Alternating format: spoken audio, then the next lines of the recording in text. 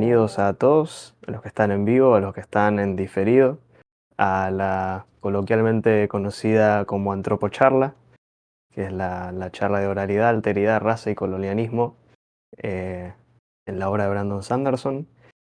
Hoy Birraspren nos va a presentar estos temas porque él es estudiante de antropología y tenía ganas de charlar de todos estos temas relacionados con el Cosmer y propuso dar la charla y como, ¿por qué no? Este espacio está para eso. Se puso la camiseta y vino a darnos la charla el día de hoy.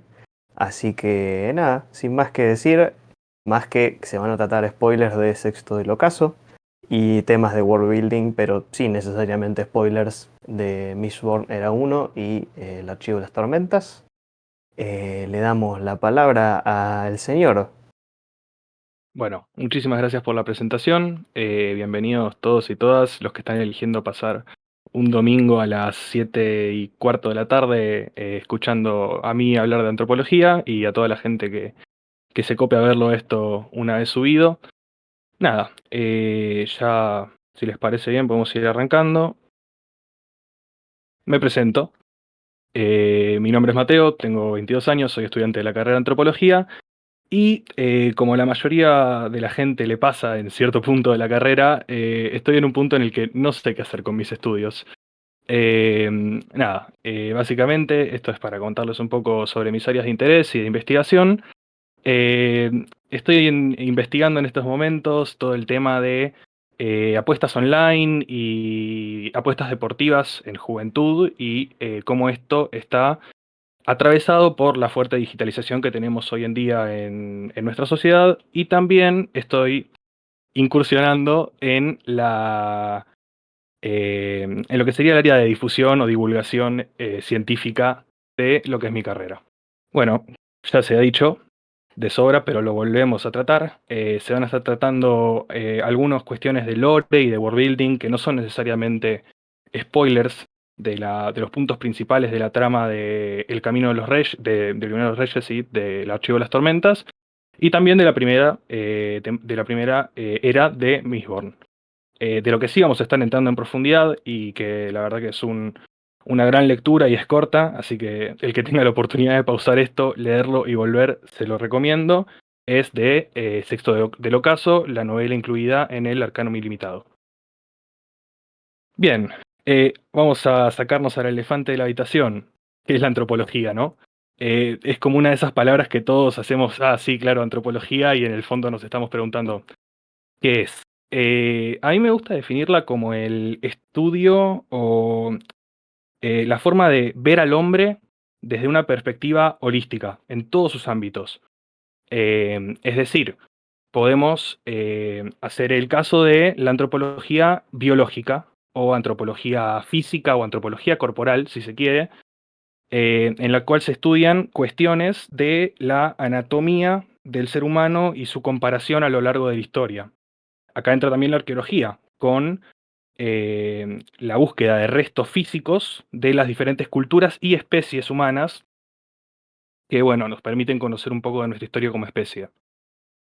Después está la antropología cultural, que es quizás donde yo un poco más me siento inscripto, es el estudio de las diferentes culturas y de sus diferentes em, características a lo largo de la historia y del mundo. Una de las principales claves de la antropología cultural es la existencia de algo que se llama etnografía. En la etnografía, lo que hacemos los antropólogos es sumarnos a las dinámicas sociales de una sociedad durante más o menos un año y llevar a cabo una observación participante que nos permita conocer más en profundidad las dinámicas sociales de dicha sociedad. Por eso tenemos el ejemplo bueno, como se ha hecho a lo largo de la historia, sociedades indígenas. Mismo al interior de una sociedad se puede hacer con grupos de diferentes clases sociales y un enorme etcétera.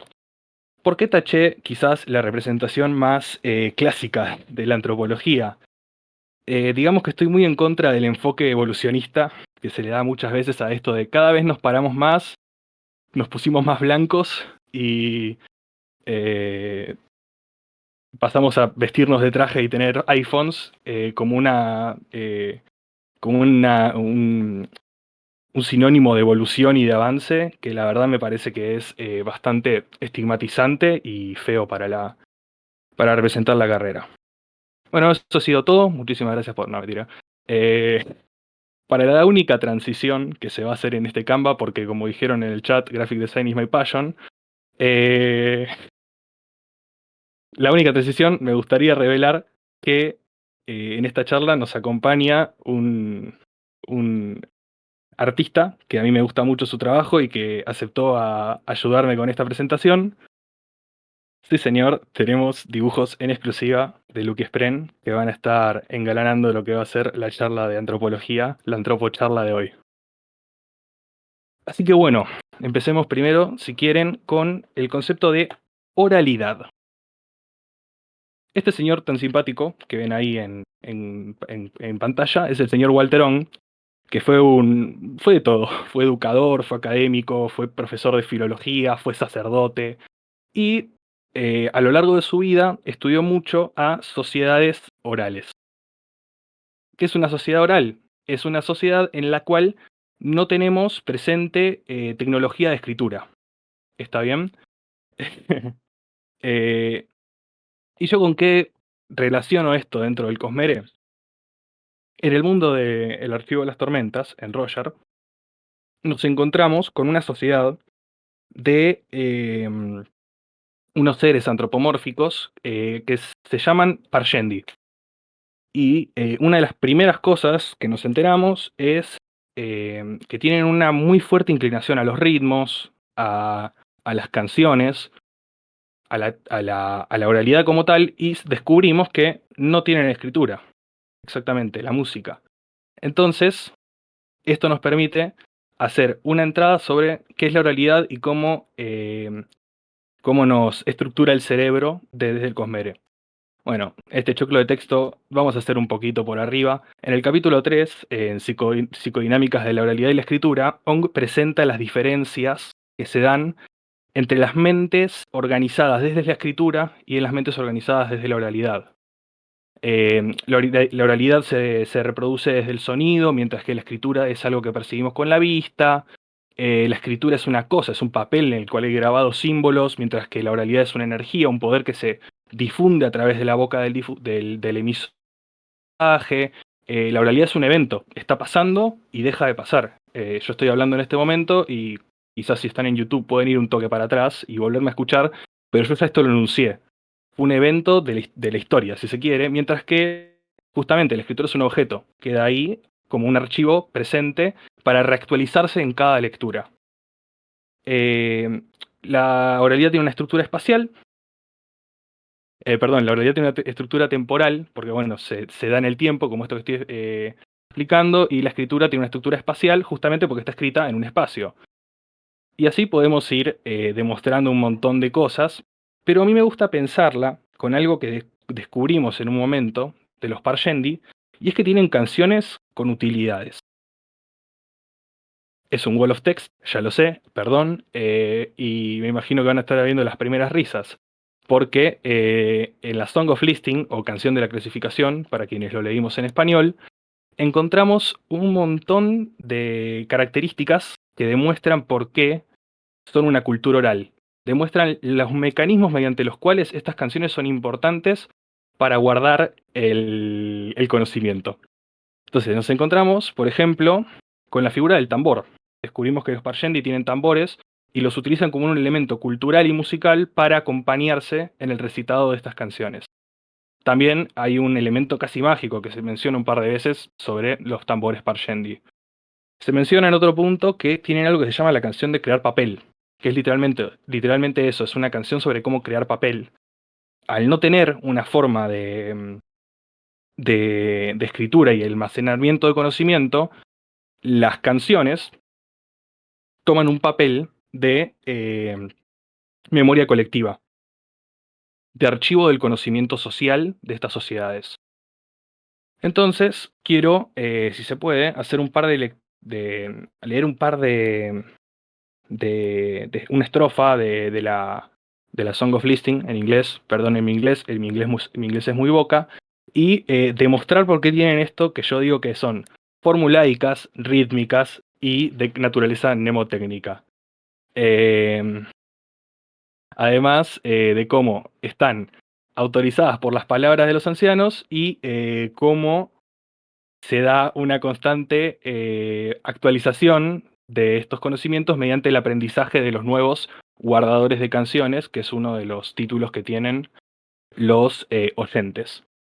Yo había marcado una que es esta, la estrofa 15. Warform is worn for battle and reign, claimed by the gods, given to kill. Unknown, unseen, but vital to gain, it comes to those with the will.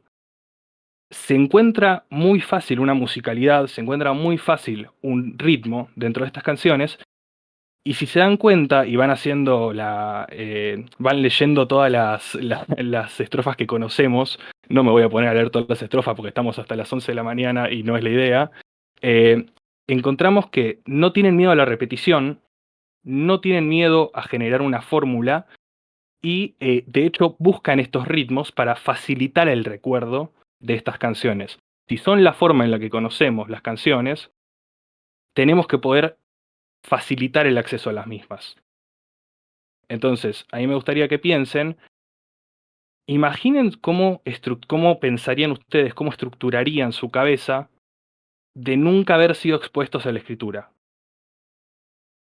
Es dificilísimo, porque realmente tenemos que hacer todo un ejercicio de extrañamiento de los propios procesos mentales para ver cómo estructuraríamos nuestro conocimiento, cómo organizaríamos el conocimiento que tenemos en base a estas psicodinámicas justamente de la oralidad. Bueno, esto tuvieron que hacer los Alessi, que son una de las sociedades que seguimos a lo largo del Archivo de las Tormentas, cuando se los encontraron. Se encontraron a un otro muy extraño. De repente como que había una situación ahí con que estos se parecen a unos esclavos que tenemos nosotros, pero estos se parecen a los parshmenios, que son una raza esclava que tienen ellos, y por eso les pusieron Parshendi, porque en su idioma Parshendi significa parshmenio con posibilidades de pensar. Entonces, eso nos lleva a nuestro siguiente tema, la alteridad. Para la alteridad, yo me agarré a dos autores que me gustan mucho cómo hacen cómo la tratan, cómo buscan hablar de la alteridad, y son Svetan Todorov, que fue un lingüista, filósofo, historiador, un montón de cosas, búlgaro, pero nacionalizado francés, y que tiene un hermoso libro que es La conquista de América, el problema del otro, en el cual problematiza cómo se llevó a cabo ese encuentro con un otro tan impensado y ajeno, absolutamente ajeno para lo que era la cosmovisión europea del siglo XV, de finales del siglo XV. Por otro lado, tomo a Michel Roth-Trouillot, miren qué pronunciación de francés, que escribe, fue un historiador, antropólogo, profesor haitiano-estadounidense, que tomó como tema de estudio a la revolución haitiana. Me gustaría, si están en el chat, si me digan si sabían que hubo una revolución haitiana o no. Porque esto es muy, bueno, para vos fue tu imperio romano, pero hay mucha gente que dice, ¿cómo que revolución haitiana? ¿En qué momento? Bueno, eso. Entonces él va a tratar el problema del otro desde cómo la revolución haitiana fue un no evento y a pesar de que estuviese ocurriendo, era impensable. Vamos a andar ahora en un rato en esto. Y aquí está. No sé si les suenan estos dos hermanitos, quienes lo hayan leído los conocerán, quienes no los conocerán en breve, pero me gustó pedirle a Lucky que represente esta escena del Camino de los Reyes con el encuentro con esta gente. ¿Opiniones de la obra de Lucky? Grande Lucky, tal cual. Bien, de vuelta, Wall of Text. Vamos a ver cómo Todorov problematiza al otro, cómo piensa en el otro. Primero que dice, empezamos desde un yo, y por definición, cualquiera que no sea yo se convierte en un otro. ¡Wow! ¡Qué genio! Increíble. Pero el problema es que cuando un yo se encuentra con un otro, tiene que hacer un montón de categorías y tiene que entrar a profundizar sobre ese otro, porque ¿qué tipo de otro es? Podemos encontrarnos con un otro, pero que esté dentro de mi sociedad, inscripto absolutamente dentro de mis mismas lógicas, y por tanto es otro yo. O sea, simplemente por un tema de perspectiva es un otro, pero también es un yo. Después, si profundizamos un poquito más, podemos encontrar otros interiores, como lo llama Todorov. El otro interior es dentro de una misma sociedad, dentro de una misma lógica de existencia, si se quiere. Nos encontramos que para los hombres las mujeres son un otro, para los normales, comillas, comillas, el loco es un otro, y para los ricos, el pobre es un otro. Bien, esa es una segunda capa de otredad, de alteridad. Pero por último, podemos entrar a una tercera capa, que es el otro exterior. El otro exterior es otra sociedad. ¿Qué tan cercana o lejana es esa sociedad? ¿Cuánto comparte mi sociedad, ese nosotros, ese yo social, con ese ellos? En el menor de los casos, bueno, es otra sociedad, puede compartir lógicas occidentales, como nosotros con otros países occidentales, nosotros hablando de Argentina. Por otro lado, podemos encontrarnos con una sociedad lejana. Lejana hasta el punto de que organicemos nuestra percepción de la realidad de una forma totalmente distinta, y en el último de los casos, que dudemos de su pertenencia a una misma especie. A ver, obviamente esto no cierra perfecto, claramente los Parshendi son otra especie respecto a los humanos, y es todo un punto eso en el archivo de las tormentas, pero ¿cómo trata esto Todorov? Todorov, desde su punto de vista europeo y eurocéntrico, trata como yo al europeo y como otro al nativo americano en este trabajo de El problema del otro. Eh, ¿Qué significa esto? Que si bien Todorov es un hermoso recuento del descubrimiento, comillas, comillas, de América y las relaciones que se fueron llevando a cabo mediante la historia que todos sabemos y en la cual, si bien la efeméride lo da, no quiero, no quiero profundizar, eh, lleva una visión universalizante del yo.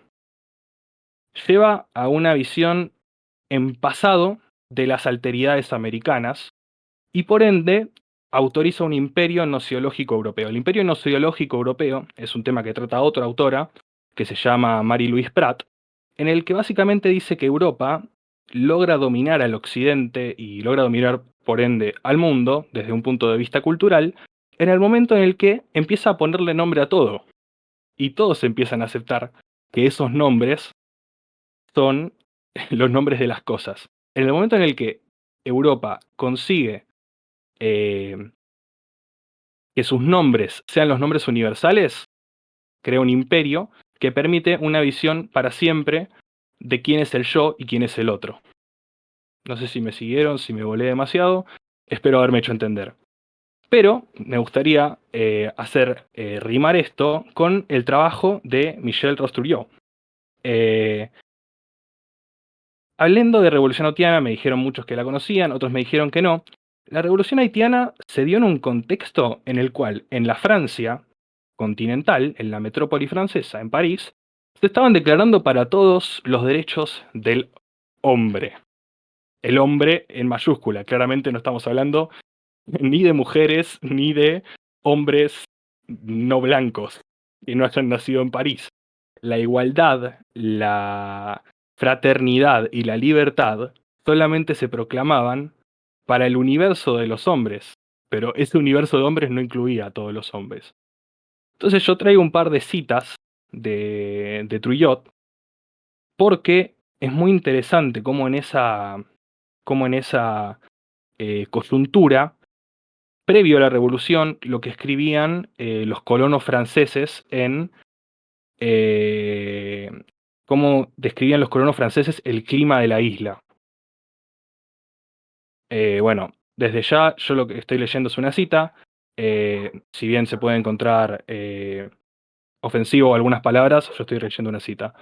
Los negros son muy, muy obedientes y siempre lo serán. Dormimos con las puertas y las ventanas de par en par. La libertad para los negros es una quimera.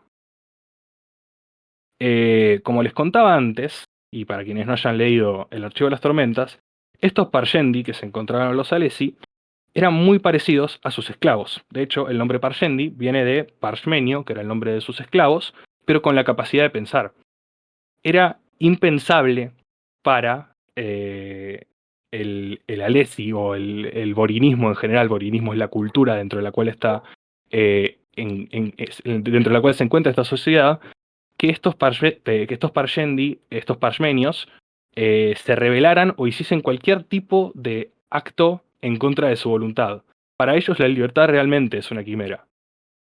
Después, la cosmovisión esclavista que subyugó a los africanos y a sus descendientes no consideraba que la libertad de estos fuese algo posible, ni mucho menos que pudiesen idearse estrategias para alcanzarla, pues más que en pruebas empíricas, se basaban en una organización ontológica e inamovible del mundo y sus habitantes.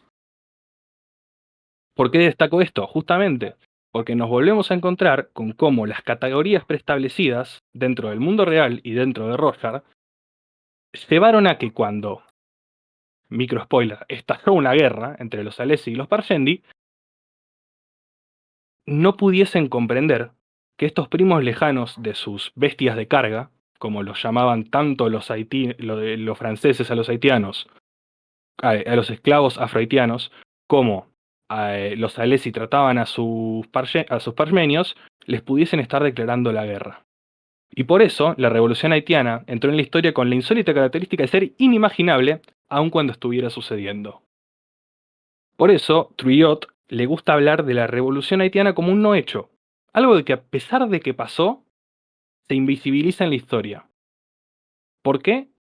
Porque al mismo tiempo que se estaban declarando las verdades y se están declarando los derechos universales del hombre en la Francia continental, sucedía una revolución que, por definición, los invalidaba completamente. Y vamos a entrar en otro tema recontra tranqui, cero espinoso, y para eso nos vamos a cambiar de mundo y nos vamos a ir al mundo de Mistborn. Otro dibujo de Lucky, hermoso, Lady Ballet Renux. Quienes leyeron el libro lo conocen, la conocen. Quienes no, ya la conocerán. ¿Y por qué es importante ella para hablar de raza y racismo? Vale aclarar, yo, si bien me gustan todos estos temas de antropología biológica y un poco más genética, no es lo que más domino, pero intentaremos hacer lo posible. ¿Qué es una raza? Porque podemos hablar de razas y lo que más se habla es de qué raza es tu perro, de qué raza es este caballo, de qué raza es esto, y por qué no podemos aplicar eso a razas humanas. Pensamos una raza como una subpoblación de individuos de una especie con una alta homogeneidad genética. ¿Qué significa esto? Dentro de una raza de perros, como son los pastores alemanes o los salchichas, hay una alta cercanía, un alto parecido entre la genética de dos individuos. ¿Está bien? Eso, bueno, me van a decir, sí, obvio. ¿Y por qué eso no es aplicable a los humanos? Porque los humanos tenemos que distribuirlos en poblaciones. ¿Y qué es una población? Es un grupo de frontera permeable, es decir, en el cual pueden entrar y salir individuos del exterior con características de adaptación al medio propias de su ubicación geográfica. ¿Cuál es una de las principales mediciones o una de las principales características por las cuales se defiende el concepto de razas humanas? El color de piel. Y el color de piel, en muchos casos, no es más que una adaptación al medio por parte de una población que por mecanismos darwinianos de selección natural tuvo más éxito a lo largo de la historia de la especie en términos reproductivos, favoreciendo así a los genes de estos individuos más adaptados. Entonces, ¿por qué no es una raza?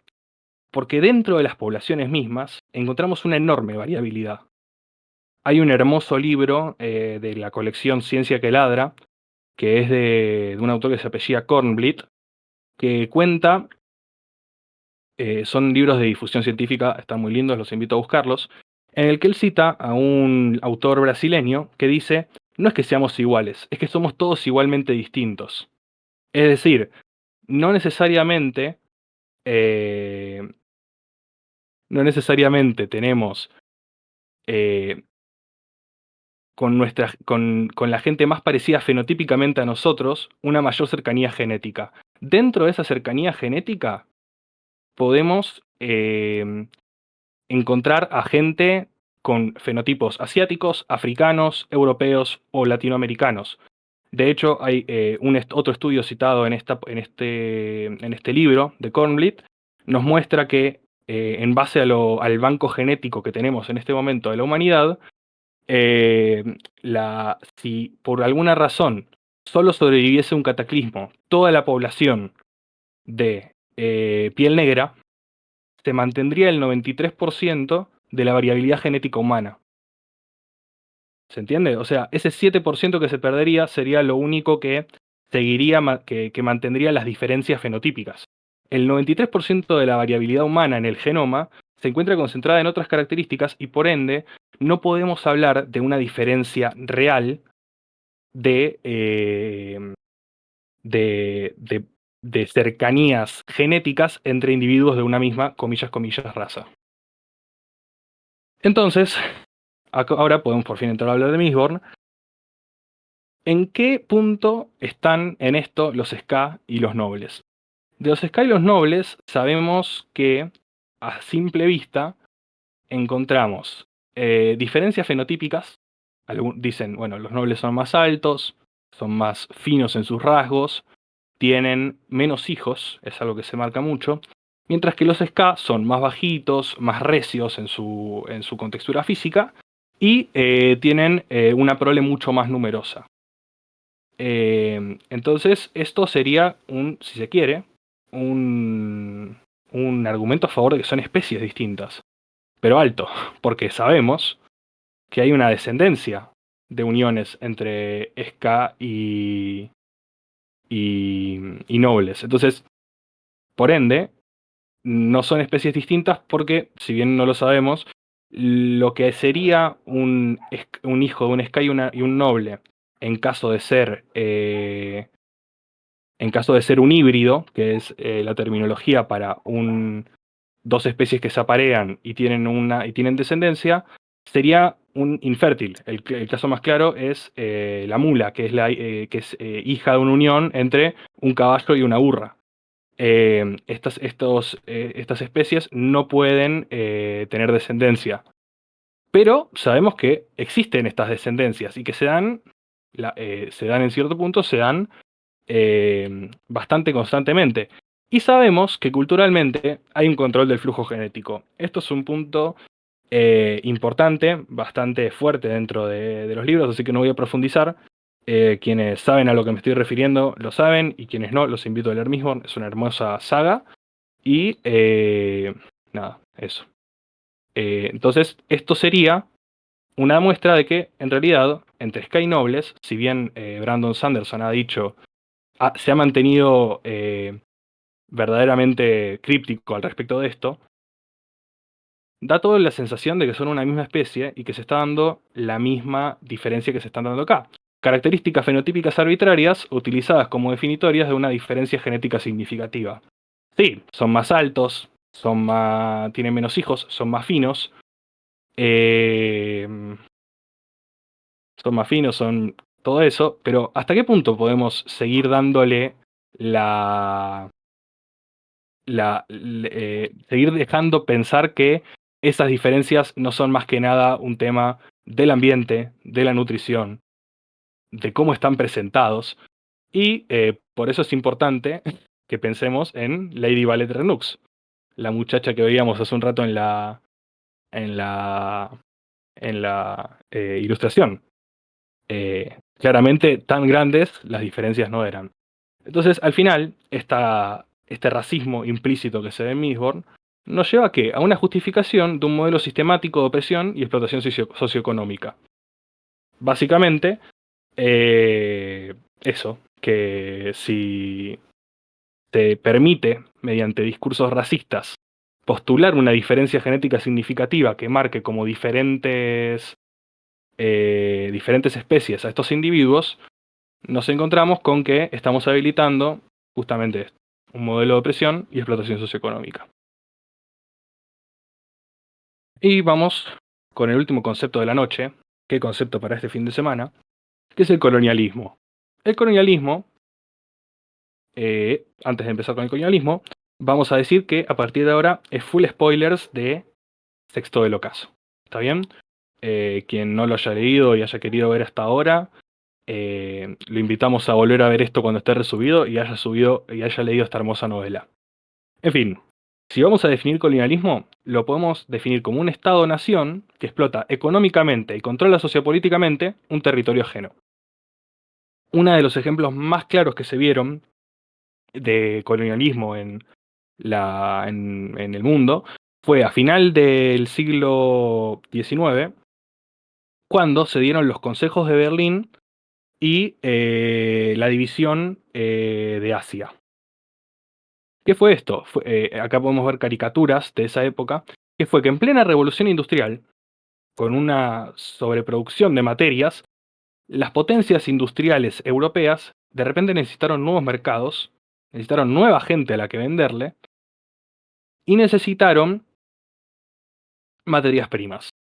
¿Dónde podemos encontrar materias primas? ¿Dónde podemos encontrar gente a la que venderle todos estos productos? A la que decirle, hey, yo me voy a llevar tus materias primas para poder producirlas y vos las vas a recibir en tu casa cómodamente y sin tener que esforzarte en industrializarse. Lo vimos con África en el Congreso de Berlín, en el cual las potencias europeas se dividieron África. Y lo vimos también unos años después con Asia, cuando las potencias se dividieron los territorios asiáticos. Entonces, vamos a entrar ya con Sexto del Ocaso. Los actores sociales de Sexto del Ocaso, si se quiere. ¿Quiénes forman parte de esta historia y por qué estamos hablando de una historia colonial? Primero tenemos a los tramperos. Estos personajes medio subalternos en su posición, porque son como gente súper rara, entre comillas, dentro de Primero del Sol, son los más duros de los duros, son los más malotes de los malotes, porque se meten en las islas del Panteón para criar aviares. Son, sin embargo, dentro de la cultura de Primero del Sol, o de la parte de Primero del Sol que conocemos, son héroes mitológicos y parte de la cultura popular. Sabemos que son gente que está en las historias que se le cuentan a los chicos. A Buffy, la coprotagonista, si se quiere, de esta novela, cuenta en un momento que a ella le contaban la historia de la única trampera mujer que había habido en la historia y cómo ella consideraba que la utilidad de ese relato era decirle a las chicas, ustedes no son la única trampera y nunca van a serlo, para seguir manteniendo una lógica de división sexual del trabajo. Por otro lado, tenemos a la Compañía Comercial de Intereses Norteños. Es una empresa mercantil de Primero del Sol que explota las islas, que busca explotar las islas, pero desde una lógica distinta a la de los tramperos. Los tramperos tienen bueno, esto ya lo han leído, tienen una lógica mucho más ritual a la hora de acercarse a las islas. Tienen que pasar por todo un entrenamiento antes de que los dejen estar solos, eligen su isla en la que tienen que estar y en la que van a recolectar estos recursos y no se mueven de ellas. En cambio, esta compañía comercial de intereses norteños busca establecer un nuevo sistema de producción y explotación de las islas del Panteón. Busca una nueva forma de conseguir más fácilmente y sin depender de los tramperos, busca una forma de conseguir aviares. Y por último, tenemos al actor social que nos trastoca completamente la novela. Son los venidos de arriba, una misteriosa sociedad avanzada, capaz de viaje espacial, tiene una tecnología insospechada para los habitantes de Primero del Sol, y establecen un intercambio amistoso y desinteresado, a veces hasta accidental, de tecnologías que revolucionan absolutamente sobre todo, la compañía de intereses norteños y también a los tramperos. Ocaso menciona que en un momento, al principio de la novela, dice, me compré estas cartas, estas cartas de navegación, que las trajeron los nacidos de arriba, los venidos de arriba, porque la verdad que son mejores que todas las que teníamos hasta ahora. Después, Buffy dice, No, esto se le quedó a un chabón que se nos murió, se atragantó y se murió.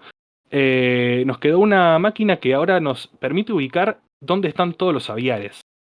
Imagínense cómo esta tecnología cambia y resignifica toda la misión de esta compañía comercial de intereses norteños y marca un final para la era de los tramperos. Entonces, ¿por qué yo digo que sexto del ocaso es colonial? Porque veamos las prácticas de los venidos de arriba. Entablan una interacción con muy poco, si se quiere, cuidado con una sociedad en un estadio de los medios de producción muy inferior a los suyos. Bathy dice, hace poco conseguimos hacer que un barco avance contra el viento y estos tipos están viajando por las estrellas. Les revelan tecnologías revolucionarias, que es lo que decíamos recién, les traen el Google Maps, les traen un localizador de aviares, que bueno, lo cambia todo, y se da una constante infantilización de los locales. Les dicen, miren, nos encantaría contarles cómo hacemos todo esto, pero lamentablemente tienen que llegar a un punto en el que ustedes puedan entender las cosas de las que les estamos hablando, porque si no, es como que hay gente que no cumple con esto que te estamos diciendo. Hay más gente arriba, ¿eh? No somos los únicos. Y de hecho, voy a citar algo, se niegan a vendernos sus maravillas, pero a la vez parece que tienen prohibido llevarse cosas nuestras. Aunque sea comerciando, prometen que un día, cuando estemos más avanzados, lo harán. Es como si creyeran que somos niños. Y otra cosa que se dice es, dan a entender que quizás no estemos a salvo, que no todo el mundo allá arriba cumple sus leyes. ¿Qué se está haciendo? Se está haciendo una amenaza implícita de, mira, yo quiero comerciar con vos, pero todavía no puedo porque hay un tratado interestelar galáctico de comercio en el cual no podemos tratar con gente que no esté a nuestro nivel de tecnología. Pero sabe que hay gente que puede directamente venir y hacer lo que quiera porque nosotros somos los civilizados y esos otros no. Y sobre el final de la novela y el plot twist que veíamos viniendo todos, creo, es que en realidad lo que buscaban los venidos de arriba era, mediante estos accidentes o revelaciones accidentales de tecnología, llegar a una explotación legítima de los aviares mediante el cumplimiento, comillas, comillas, del Tratado Interestelar de Avance Tecnológico. Los pequeños accidentes que se dan, se revela, en estos pequeños accidentes se le revela a la población de Primero del Sol cómo avanzar tecnológicamente, haciéndolos alcanzar de manera apresurada el punto de progreso que habilita el comercio. Esto lo lleva a una posición de dominio frente a Primero del Sol. Nosotros los descubrimos, progresaron gracias a nosotros y mediante el poderío superior, gracias al estadio de desarrollo de la fuerza de producción más avanzado, pueden colonizar, dominar sociopolíticamente y explotar económicamente un territorio ajeno. Cambiemos territorio por planeta y es básicamente una historia sobre colonización. Uy, me pasé dos, todavía no estamos en ese momento. Entonces, como conclusiones, quiero leer dos citas de Sexto Caso que a mí me gustan mucho, porque es un trampero sabiéndose en el ocaso de sus días, como él revela en un momento muy, muy emocionante que dice, no nací al ocaso, mi madre me puso ocaso porque ve el final de nuestros días. Bueno, mi madre no me puso el nombre por el momento del día, sino porque vio el ocaso de nuestro pueblo. El sol no tardará en ponerse para nosotros, me decía a menudo.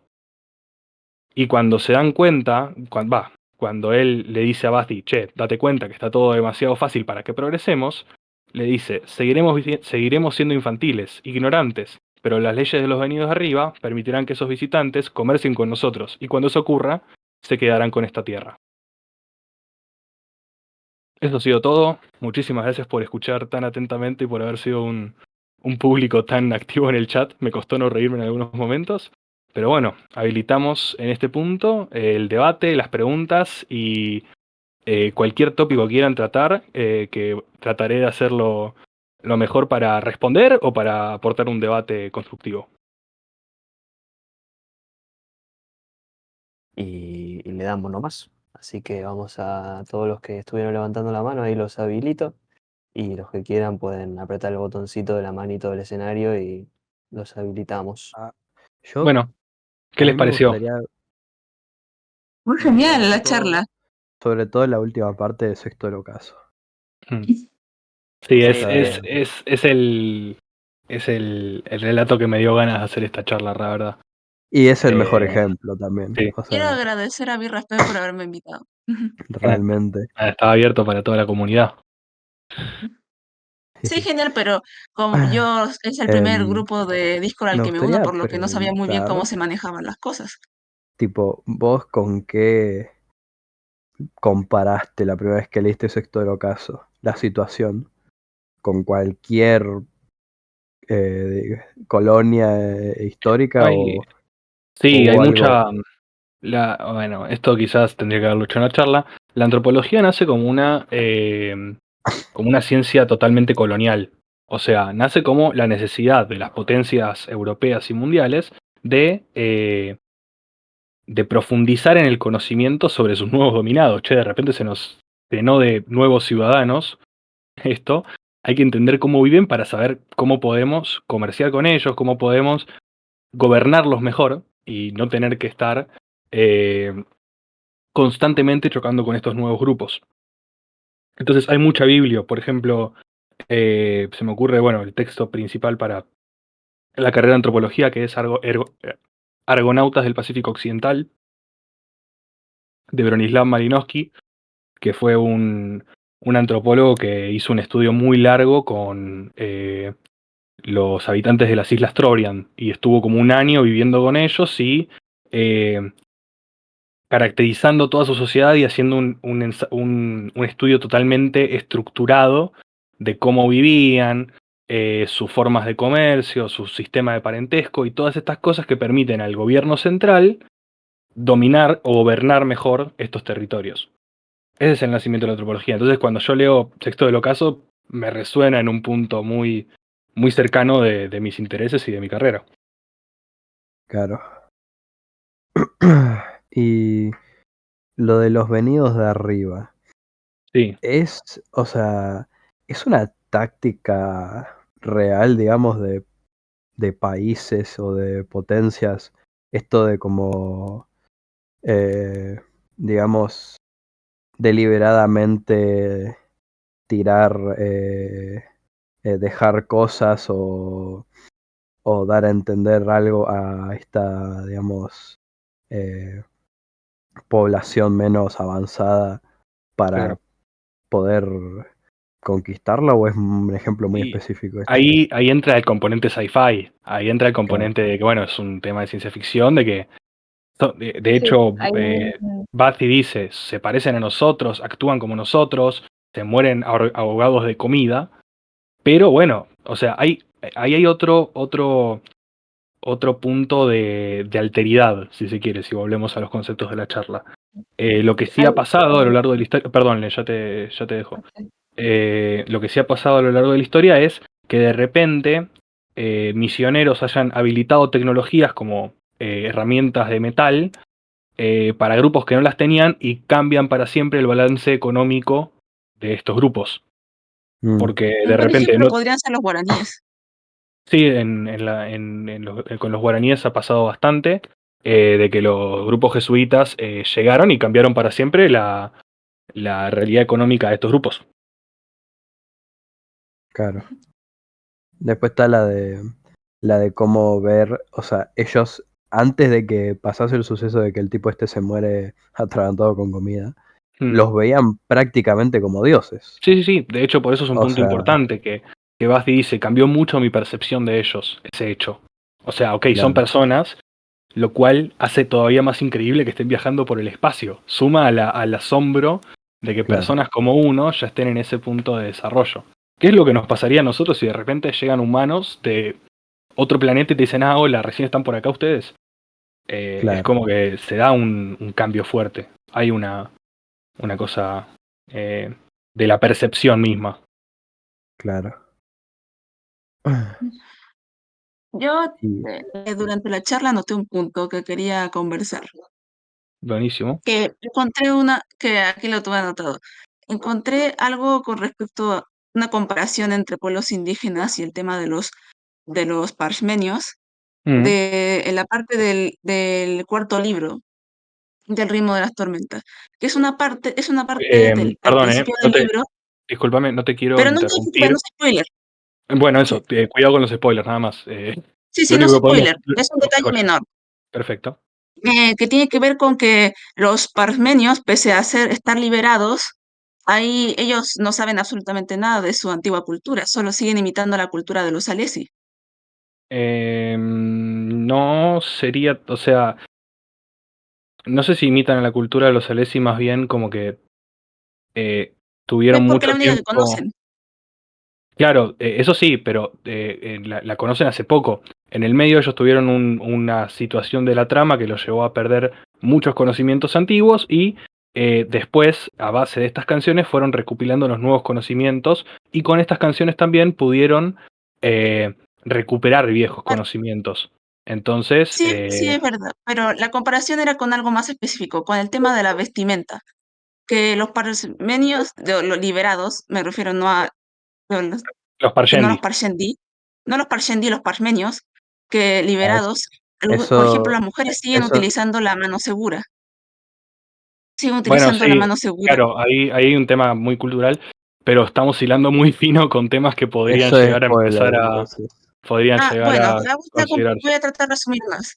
La comparación es que algo similar con los pueblos indígenas de los andinos es que a pesar de que ellos que están más separados y han conservado ciertas partes de su cultura, siguen utilizando vestimenta de la española, como que sus vestimentas son claramente españolas, a pesar Sí, bueno, de vivir. Sí. es lo que lleva la dominación cultural, la imposición de una religión y todo esto. Es básicamente, sí, totalmente. Es una buena conexión. Sí, eso quería. Otra, otra cosa era lo de Scadrial, lo de los, Sí, lo de los Ska y los nobles que se mató Brandon con el nombre. la verdad que sí. Eh, em, que es como que te dicen, o sea, tenés esta... Ah, es que sería citar... Bueno, en la que cierto personaje tipo te dice, ¿pueden hablar? Pregunta. Que Sí, un viste, personaje que es noble le pregunta a otro, ¿pueden hablar? Tipo, imagínate lo fuera de digamos, de la percepción que los tienen a los ska, algunos nobles, que sí, no saben, no quise los ven como... profundizar mucho en eso porque sentí que Claro, se nos alargaba la cosa, pero bueno, volvemos al tema de la alteridad, de lo que decíamos antes. El punto en el que lo ves tan distinto que dudás de que pertenezca a tu misma especie. claro, ahí Y como está. esto en muchos casos es una razón, una cuestión de desconocimiento, de absoluta ignorancia. Y Claro. bueno, nada, todo esto que hablamos Claro, en lo el que apartado de decía raza. ese personaje no iba a malas, no tengo ni idea de No, no, nada no, de es estos tipos. una absoluta ignorancia. Claro.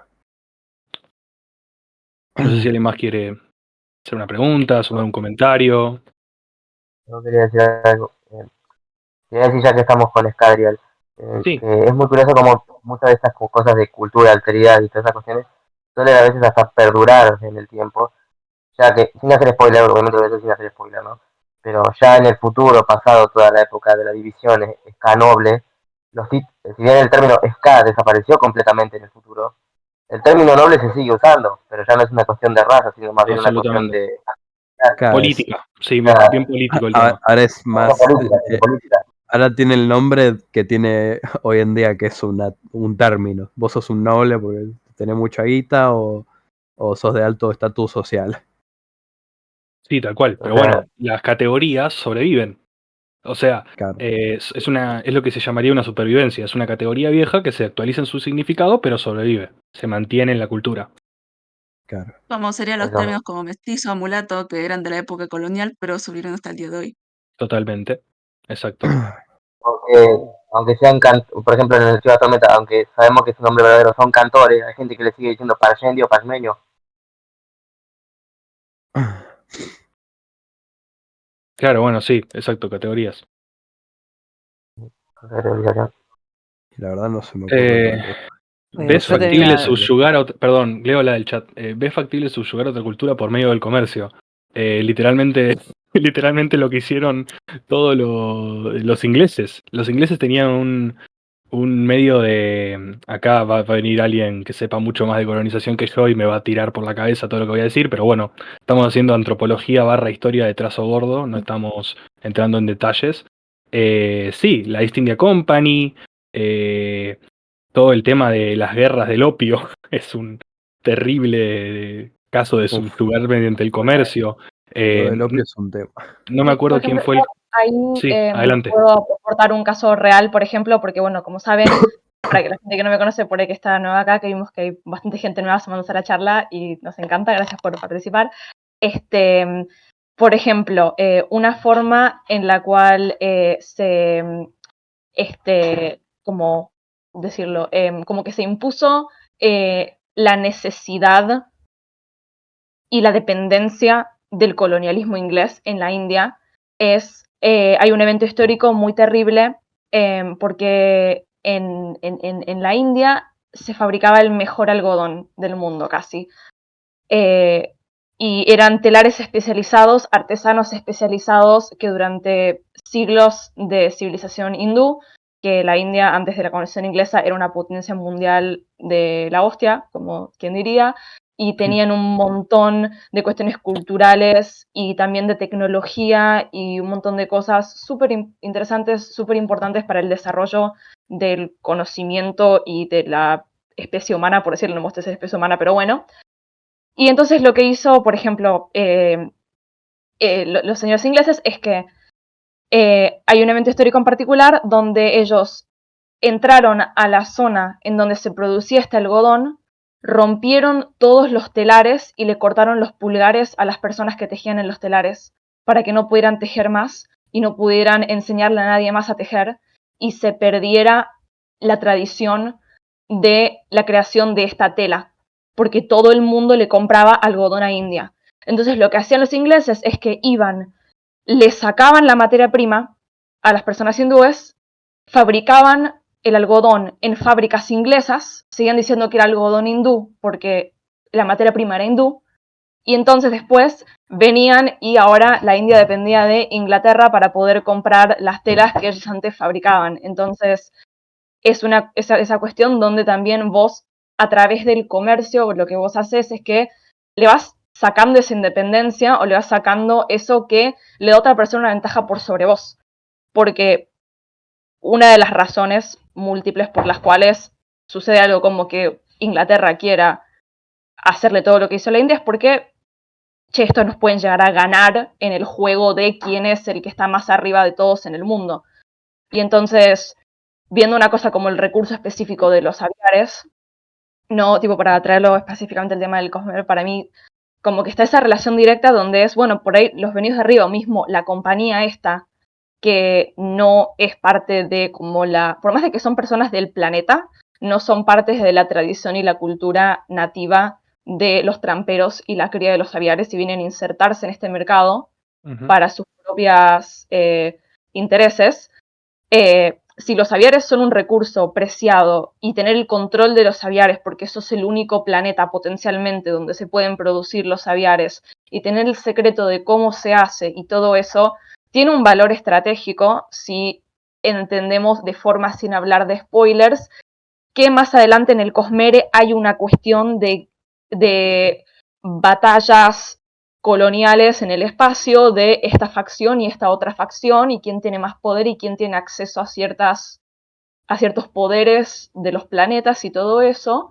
Entonces, para mí es súper importante el tema ese del control del comercio y la, entre comillas, producción de los aviares, por más de que sean seres vivos. Me parece que es súper claro en ese sentido. Y justo, bueno, me quedó colgado de antes, pero hago la aclaración porque habían consultado por el tema de la... ¿Cómo se llama esto? Por el tema de lo de esto de como el primer contacto en el Sexto del Ocaso. Eso lo utilizan porque es un tropo muy común en el género del sci-fi. Hay un montón de obras de sci-fi que justamente siempre giran alrededor de la idea de... Normalmente desde la perspectiva de las personas que vienen desde afuera y tienen que tomar la decisión moral sobre cómo interactuar o no con unas personas en un planeta que tiene un nivel de tecnología diferente. Yo como lo tiré en chiste, pero es literalmente verdad, o sea, parecía chiste pero anécdota. Por ejemplo, siempre la gran cosa que tiene Star Trek es el hecho de que la Federación de Planetas es una entidad que es bastante pensada en un futuro utópico anticolonial. Y entonces ellos tienen literalmente las reglas del primer contacto, que es que vos no puedes hacer contacto con gente que no llegó a desarrollar el vuelo espacial o que cumpla ciertos requisitos, y vos no podés compartirle tu tecnología a otras sociedades que no estén en el mismo nivel de avance tecnológico que vos. Entonces, si lograron tener el vuelo espacial, pero todavía no saben ir a la velocidad de la luz, vos no les podés enseñar eso. O estás interfiriendo con la evolución de la gente, porque ese tipo de tropos en el sci-fi vienen de una época súper cargada durante la guerra de Vietnam y la idea de las políticas no intervencionistas y protestar contra el gobierno de Estados Unidos y un montón de rollo histórico que es divertido, pero no divertido, interesante de hablar, pero por ahí no para esta charla. Pero sí, como tiene ese legado, digamos, de la idea del debate de si hay que interferir o no, cosa que también es bastante, para mí, llamativo, porque hay muchas cosas que nos cuentan en Sexto del Ocaso, que nos remite para mí muchísimo a todas las islas del Pacífico, específicamente ahora que sabemos que para la secuela de Sexto del Ocaso, Brandon específicamente eligió a una artista hawaiana de las comunidades nativas de Hawái. Entonces, todo lo que está pasando hasta actualmente con Hawái y la idea del turismo, el intervencionismo de Estados Unidos, etcétera, son cosas que permean muchísimo la cultura hawaiana y la cultura de las islas del Pacífico hasta hoy en día.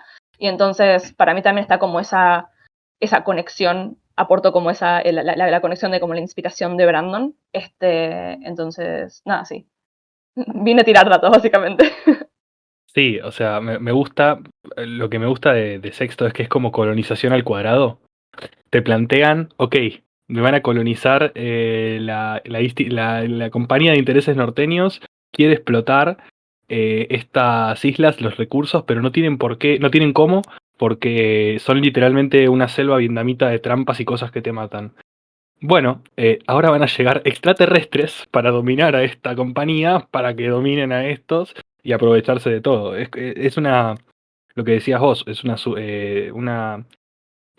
me sale la palabra, estás subvirtiendo el tropo, se diría, del primer contacto, demostrándote que los del primer contacto somos nosotros, o sea, nosotros como habitantes de Primero del Sol. Yo Es tenía simplemente algo que quería fascinante. comentar de... hace poco leí una etnografía de Nancy Shepherd Hughes, La muerte sin llanto se llama, que es, bueno, ella es estadounidense y hace una etnografía en un pueblo muy de los 30.000 suburbios de Brasil.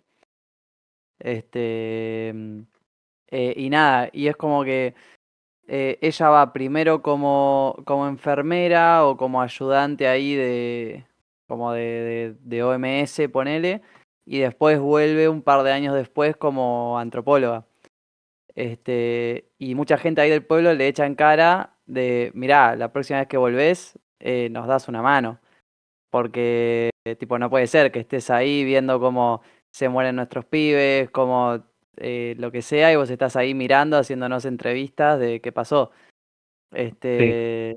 Entonces, nada, como consulta es qué tanto se puede llegar a meterse para ahí en la sociedad sin hacer un cambio grosso tecnológico y sin intervenir tanto en no sé cómo decir la palabra, pero Sí, en eso, o el sea, sin, desarrollo.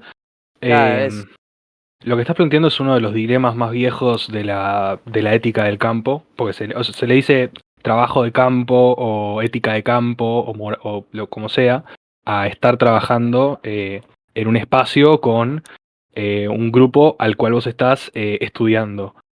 Yo creo que el error por ahí viene de pensar que estás en un mundo que todavía tiene el film puesto. O sea, como que es un mundo prístino de gente que vive aislada del sistema capitalista mundial y que, o sea, esa gente ya está totalmente atravesada y vos tenés que comprender en el momento en el que estás acercándote a meterte en sus dinámicas sociales, primero que no vas a ser uno más, no van a ser, sí, vino este de Estados Unidos o de Argentina o de España o de donde sea, y se nos sumó y ahora es uno más. No, o sea, hay algo muy importante que es darse cuenta de que vos no sos invisible dentro del campo. De hecho, tendrías que decir que sos central dentro del campo, porque hay muchas cosas que en el momento en el que vos te metés a hacer etnografía, pasan a girar alrededor tuyo.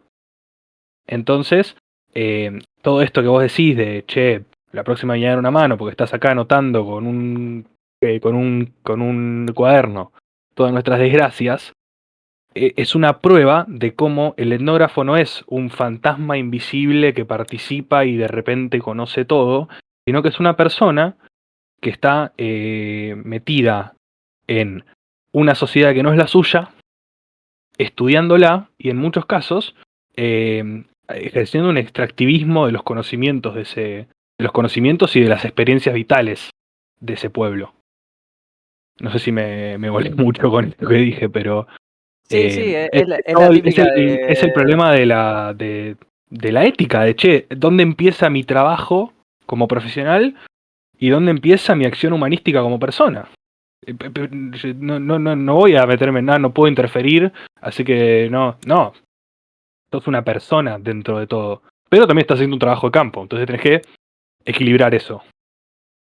Sí, es la típica de, te pongo una cámara, actúa normal, y es como, no vas a actuar normal porque sabés Hay que una la cámara, en el cámara punto que hay va una enfrente. cámara la gente deja de actuar normal. Es Claro. esto de, che, olvídate de que, de que somos invisibles. Es como, no sé cuál es la palabra exacta del psicoanálisis, pero viste cuando tenés una revelación terrible haciendo terapia de, ay, no, todo era sobre mi madre. No, bueno, en este caso es, ay, no era invisible para los nativos. Oh, Dios mío, ¿cómo no me di cuenta? Es como que sí, sos un chabón metido extranjero en un grupo al cual no perteneces y no vas a pertenecer, y que está pretendiendo pertenecer para poder estudiar sus dinámicas. Entonces es como que hay toda una cosa así del trabajo de campo y de la etnografía que es súper interesante. Sí, después esta antropóloga termina ayudando, arma como una especie de guardería para los nenes recién nacidos que en este pueblo como que tipo morían casi al momento en que Como moscas. nacían. Sí, Sí, y bueno, o sea, es súper cruda la sí, etnografía, leí un poco nomás. es un medio muy duro, la verdad. Es algo que se puede poner Sí, potente. Hay sí, sí, sí. muchas etnografías hechas en muchos contextos que cuentan experiencias muy fuertes.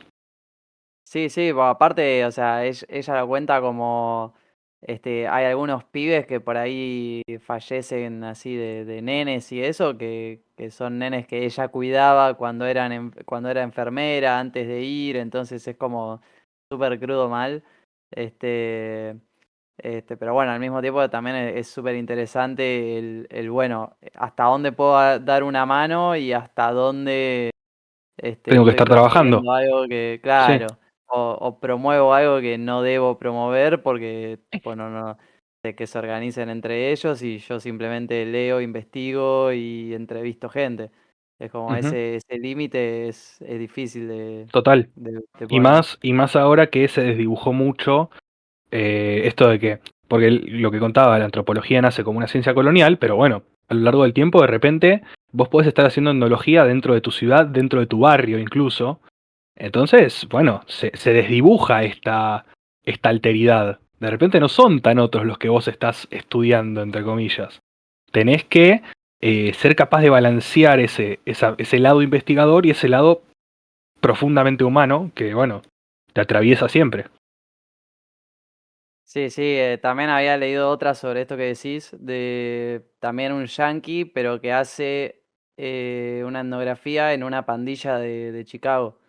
Mm, Y claro, y es un chabón, un tipo así, clase media, bueno, blanco todo, que se mete en una gang de Chicago y primero está la moralidad de decir, bueno, estoy narrando esto, pero soy un simple espectador, o sea, estoy viendo cómo se amenazan con armas de fuego gente, o cómo trafican cosas ilegales, y al mismo tiempo o sea, como que también es uno de los casos de, esta gente a la que estoy estudiando también va a leer esto, o sea, esta etnografía.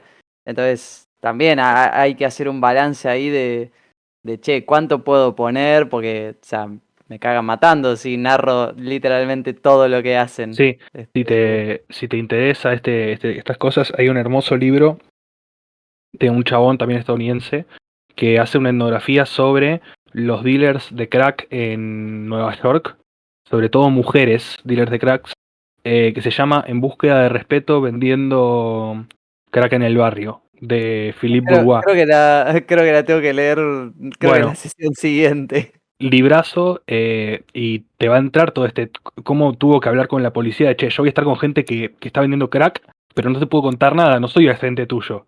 Necesito que me firmes este papel de que si caen a detener a todos, a mí no me detengan porque yo estoy haciendo un trabajo científico. Sí, Y al mismo vendiendo tiempo, crack en Harlem, la tengo. claro, y cómo se hace amigo de chicas, de madres que se convierten en vendedoras de crack y cómo eso atraviesa también la cuestión de género y de raza. Es un hermoso libro. Habiendo dicho raza, quiero decir algo que me quedó en el tintero, porque pasé de largo. Cuando yo digo que no podemos hablar de razas humanas, me refiero netamente a algo biológico. Desconocer el concepto de raza como una categoría social sería absolutamente nefasto. O sea, no podemos desconocer el impacto que tiene la categoría de raza, pero al mismo tiempo no podemos darle validez a argumentos biológicos del racismo. Eso quería aclarar. Sí, o sea, realmente en el ser humano no hay razas. O sea, No hay razas, no existe tal cosa como una no raza. existe suficiente diferencia genética entre un individuo y otro Exacto, para o sea, que se le elimine. al interior de las poblaciones tenés una altísima variabilidad genética. Y de hecho, eso lleva a que yo, estando en Argentina y teniendo ascendencia italiana y española, pueda llegar a ser el mejor donante para un chino de un riñón, porque de repente tenemos genes muy, muy compatibles. Entonces, bueno, eso demuestra claramente que no hay una raza genéticamente hablando. Después, socialmente, si vos está el constructo. eso vos lo intentás hacer entre realmente dos razas distintas, es imposible. Es imposible, O sea, imagínate no hay un chihuahua. manera. Imagínate un chihuahua donándole un riñón a un pastor alemán. Claro. O sea, No. es esa el tema de las razas caninas está muy bueno para ejemplificar en estos casos. O sea, y mismo se demuestra que siguen siendo una misma especie, que hay un flujo genético que permite una descendencia fértil. Entonces, si estas diferencias en los perros siguen siendo una misma especie, las diferencias humanas, si bien sí, qué sé yo, podés encontrar hombres de 2 metros y hombres de 1,40 m, son netamente adaptaciones al medio y de una diferencia genética ínfima. En Rogers se podría decir que si hay variedad de razas humanoides. Seguimos en el tema de world building. Podemos hablar de 2 especies. La verdad es que desconozco si hay algún caso de hibridación. Y después yo creo que son todos una especie humana. Pero yo creo que hay 2 especies. Desconozco el tema de la hibridación entre ellas. Ahí no podría meterme a hablar. Necesito que Brandon se ponga un poquito más picante de lo que se suele poner. Hay confirmaciones de cosas, pero Pero no profundicemos. Es muy, muy wow territory. Así que yo prefería dejarlo ahí. ¿Qué No sé, como canon? quieran. ¿Qué es canon y qué no? Decían que los herdacianos y los come cuerdos. ¿Cómo? Sí, en No, teoría. creo que en un canal de tú lo oí que decían que los herdacianos y los comecuerdos tenían herencia de Parchen resmenios o cantores. Bueno, en ese caso estamos hablando de que hay una diferencia genética mucho menor de lo que pensamos. Claro. Listo. Si se pueden producir, si se pueden Si se produce descendencia reproducir, fértil, hay no- una diferencia mucho menor de lo que creemos. sí. Pero Porque bueno, es que pasa que lo de que sucedió vuelta, con... de vuelta entramos Sí. en, gente, esto es una saga de fantasía. O sea, Sí. no sabemos si las leyes de hibridación y genética del Cosmere son las mismas que en la Tierra. Yo te iba a decir una Eh, cosa, Birra. No podemos hacer exactos paralelismos. Sí, decime. Yo te iba a decir, claro, justamente yo te iba a decir una cosa, Birra. Lo de los ojos claros. Bueno, ahí es algo totalmente cultural. Claro, pero es una persona tiene un hijo, una persona ojos claros tiene un hijo con otra persona ojos claros, el 100% de las veces es ojos claros. Y eso en la vida real no funciona así. Claro, Así pero que ahí, claro, ahí tenés andás a ver, un tema de deriva genética claro, causada por la selección cultural del apareamiento. Vamos a hacer una mini clase de Mendel. Mendel era un cura que tenía, un monje que tenía mucho tiempo y se puso a criar plantas y descubrió que hay genes que son dominantes y recesivos. Entonces, si vos juntás unas amapolas blancas que tienen muchas generaciones para atrás que solo son blancas, con amapolas rojas que hace mucho que solo son rojas, te van a salir todas rojas, la primera generación. ¿Por qué? Porque el rojo es dominante sobre el blanco, en este caso hipotético. Ahora, ¿qué pasa si las haces que se sigan reproduciendo las siguientes generaciones de amapolas? Aparecen nuevamente las blancas, en menor medida, en un 25%. ¿Por qué es esto? Porque cuando se da cuando se engendra al nuevo individuo, cada progenitor envía uno de sus componentes, uno de sus alelos de el color. Alelo se llama a las diferentes expresiones que puede tener un gen. ¿Ok? Entonces, si son solo rojas y solo blancas, siempre van a salir rojas, pero la descendencia va a tener ambos genes. Y cuando esa descendencia se reproduzca, puede enviar cualquiera de los dos. Y en el caso de que ambas envíen el gen blanco, se va a dar blanco, pero es mucho menor la probabilidad de eso a que se dé que uno envíe el rojo y el otro envíe el blanco o que los dos envíen el rojo. ¿Se entiende? sí, En el 75% de los casos van a ser rojas y en el 25% de los casos van a ser blancas. Pero en este caso, como solo se reproducen entre ojos claros y en ojos oscuros, o hay muy pocos claro, casos de que no se dé así, siempre van a ser ojos claros porque los genes están distribuidos de esa manera. Y no hay chance de cambio. claro. Mi pregunta acá es, acá ya me estoy metiendo en spoiler. Si querés, después. Sí.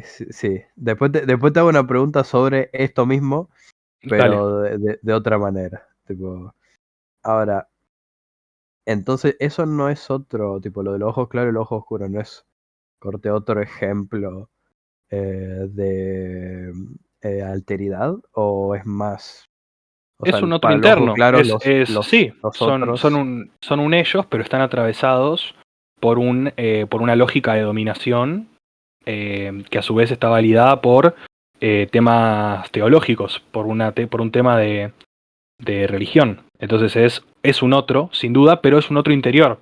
Es como el ejemplo de, bueno, para los hombres las mujeres son un otro, para los pero locos es el normal es interior. un otro, etc. Es una alteridad menor a la alteridad que se dio cuando los Alesi descubrieron a los Parshendi. Un otro interior pueden ser los parchmenios también, o sea, porque viven en sol. De Sí, hecho, pero ahí hay un tema de que no se los trata como personas, se los trata como animales. es verdad. Entonces de repente le estás sacando todo tipo de humanidad.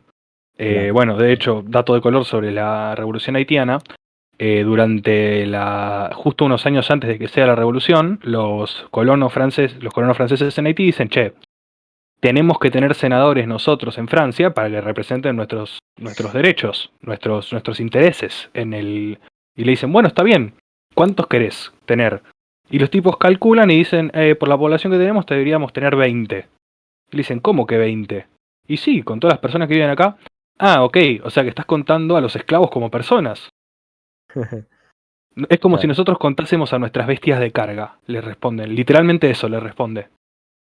Entonces, Claro. les dice, o los hacen ciudadanos, que no creo que quieran hacerlos ciudadanos y no tendrían por qué hacerlos ciudadanos porque son completamente inferiores, o les mandamos los 3 que son la verdadera población blanca. En ese momento en Haití había más de 1,5 millones de esclavos y solamente, creo que eran menos de 200.000 colonos franceses, para que se den una idea de la diferencia de población. Claro, Entonces, terminaron con solo 3 senadores. claro. Y es que el tema es, claro, eso de que eran muchísimos más muchísimos menos, digo, colonos franceses que, ¿cómo se llama? Que haitianos. eh, ¿No pasaba un poco lo mismo en Royal? O sea, ¿no eran un montón los parmenios realmente? Sí, son una banda. Son el sostén de la economía Boring. O sea, Claro, son lo que permite que la economía funcione como funciona. De hecho, es todo un claro, tema cuando se empieza a tratar cierto tema en el archivo de las tormentas. sí. Así que Cuando bueno, sucede X cosa es que es. O sea, exactamente, para seguir claro. problematizándolo. Claro, pero no me extrañaría que sean hasta más que los humanos. No, seguramente, O seguramente. sea, sí, pero hay en, con los haitianos, o sea, en general con los esclavos de nuestro mundo real, hay un elemento mucho más distinto en lo que es la subyugación que en este libro de fantasía. No, obvio, Claro, acá, estamos tratando un tema que atraviesa a gente hoy en día en la vida real por un tema ¿cómo se llama esto? De ancestría. Y estamos haciendo un paralelismo sobre, bueno, cómo podemos tratar estos temas enfocándolos en una saga literaria. Desde ya que claro, no estamos haciendo una super...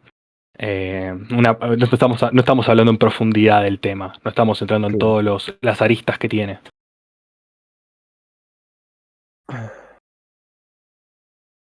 No sé Pero si sí, alguien más ya quiere comentar algo, hacer una pregunta, decir algo de la charla. después si estás te quiero comentar lo de los ojos claros. Dale, dale.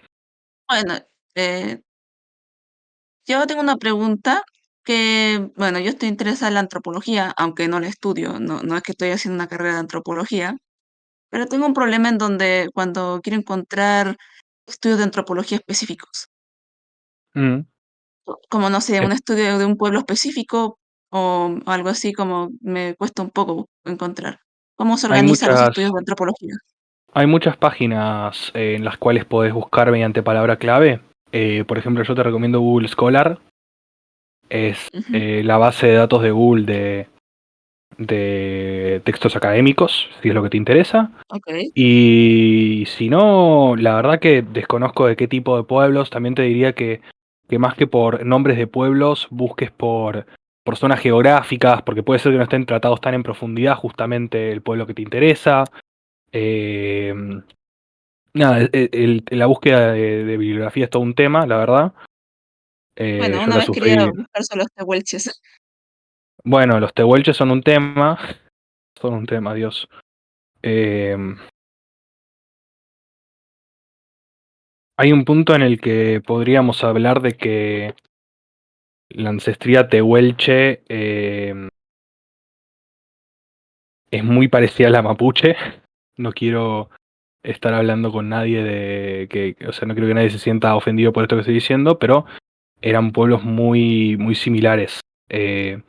Así que yo te recomendaría que busques mapuche, porque el tehuelche, si se quiere, es una construcción un poco posterior, pero es muy Ujú. parecida al pueblo mapuche. Oh, ok. La verdad que creo que en Chile No quiero el profundizar en mapuche es el el tema único porque, pueblo que se estudia. claro, no quiero profundizar en el tema de mapuche, tehuelche y esa dualidad porque es un tema que tendríamos que sentarnos a hablar mucho más largo y tendido y tendría que tener una Ok, preparación solo mucho era más una duda. grande de la que... No, sí, sí, pero te recomiendo que, bueno, eso, que busques en Google Scholar y mediante palabras claves vas a encontrar bastantes cosas muy, muy interesantes. Ya, ¿Qué libros de gracias. antropología? De nada. ¿Qué libros de antropología recomendás? Hace poco me compré uno que te quería comprar hace un montón, que no lo leí, así que no lo puedo recomendar, pero Antropología del Deporte. que trata un montón de temas del deporte a lo largo de la historia de la humanidad y hasta el día de hoy. Y después, ¿qué querés que...? Ojos Imperiales, de Marie-Louise Prat, que es esto de donde saqué el término este de imperio nociológico europeo, de la posibilidad, de la posición de dominación que tuvieron los europeos al poder empezar a nombrar las cosas como tal y convertir ese nombre en el nombre verdadero de las cosas. Estoy buscando otros.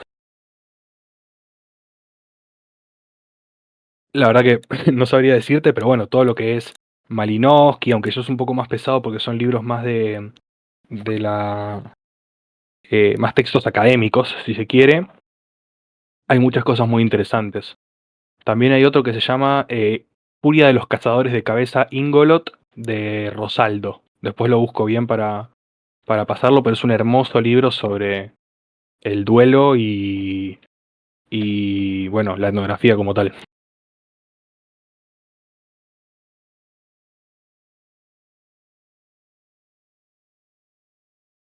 No sé si queda algún comentario más, alguna pregunta más. ¿Qué hace que una cultura prospere y que otra se quede estancada? Definime estancada. ¿Qué pregunta? ¿Qué es estancarse? ¿Por qué tenemos que asociar la evolución al progreso tecnológico o económico? Si vivimos bien, ¿por qué tenemos que seguir? Si estamos si estamos tranqui con lo que tenemos, con lo que mencionaste los cantores. Bueno, los cantores entran en un tema de la...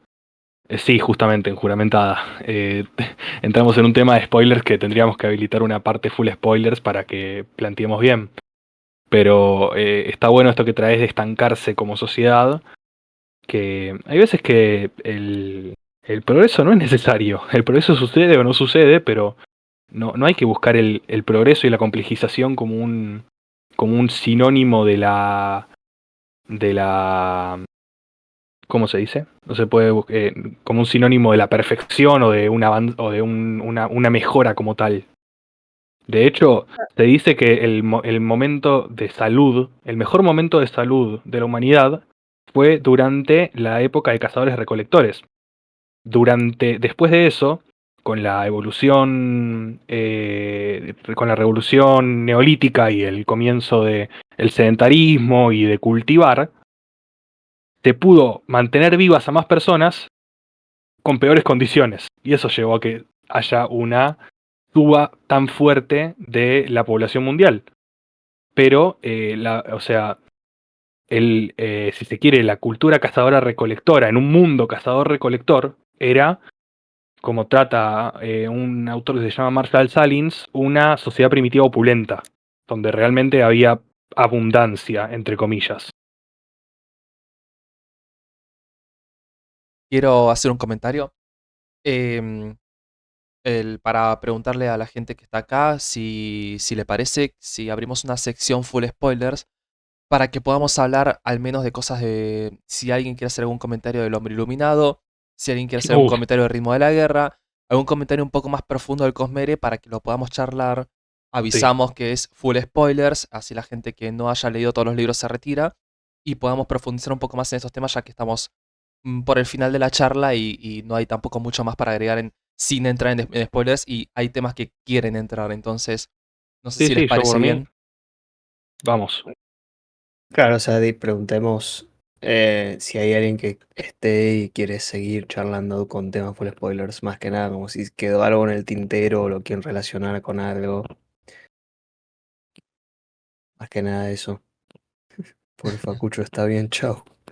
No. A leer, Facu.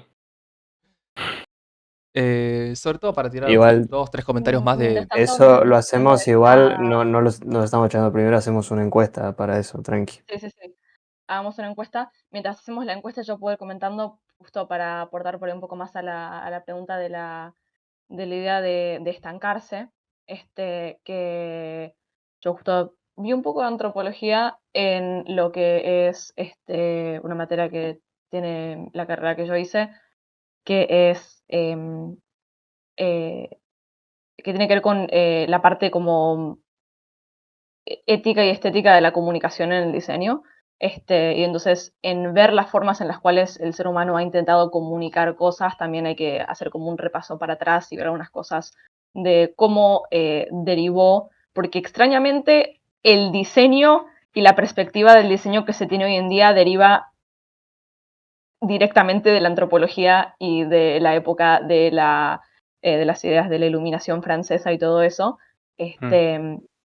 Y entonces lo que se ve del lado de diseño con la cuestión esta de lo que es como el progreso y el avance es que justamente con las ideas de avanzar y de progresar y todo eso, en realidad se inventa la idea de, justamente como el dibujo que al principio de la charla Birra tachó, de como esa cosa evolutiva del hombre que va del mono a un tipo con traje, se inventa esa idea alrededor de la época esta en donde estaban como los grandes pensadores y gente como Rousseau diciendo no, porque vivimos en una sociedad, porque Rousseau fue una de las primeras personas que dijo vivimos en una sociedad, es un problema extrañamente, y entonces se crea la idea justamente de que con la idea de lo de como la universalidad del sujeto alrededor del hombre blanco con guita promedio que está pensando en estas boludeces en algún café o universidad, se arma también la idea de que la historia humana es una línea recta y que todo el mundo está en algún punto de esa línea recta y que entonces si vos estás más cerca del presente en esa línea recta y más apuntando hacia las cosas que a ellos les importaba crear para el futuro, eso implica que sos mejor. Y que entonces necesariamente hay que poner a otras culturas en la misma línea evolutiva que tuvo la cultura europea, en donde entonces si existe otra gente que está en otro momento, entre comillas, evolutivo, porque es todo mentira, se lo inventó un chabón, eso implica necesariamente que es algo como anterior o la idea de lo primitivo y que está mal porque esa gente no llegó a estar donde estamos nosotros. Y eso se inventa alrededor de la idea de la universalidad de la experiencia humana, ¿no?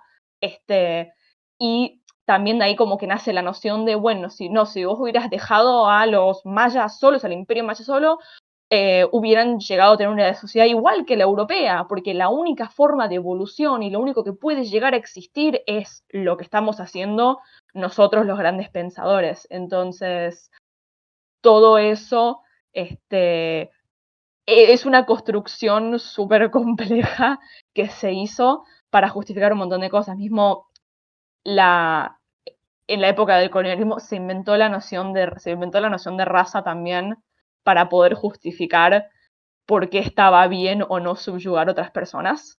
Todos los impuestos, También, todos los estudios frenológicos de medición del sí, cráneo, esto demuestra que somos superiores. Pero pará, ese no. Ah, entonces no, me equivoqué. Y sí, nunca llegaron a una conclusión de qué era lo que hacía superior a la raza blanca, pero siempre lo mantuvieron. Eso es muy gracioso.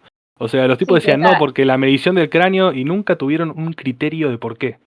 y que para hablar de las cosas que tienen que ver un poco por ahí con las cuestiones que vemos en el archivo, justo que queremos ver de por ahí pasar a las partes full spoilers, y de lo que se mencionó antes también, o sea, eso también es como una táctica, digamos, para vos no sentirte mal acerca de lo que estás haciendo, ¿no?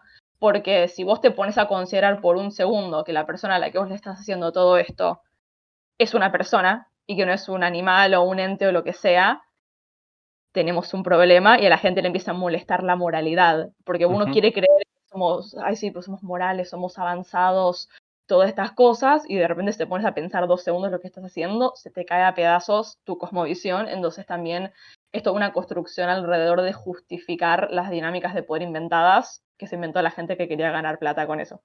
Eso. ¿Estamos con la encuesta? ¿Cómo estamos con la encuesta?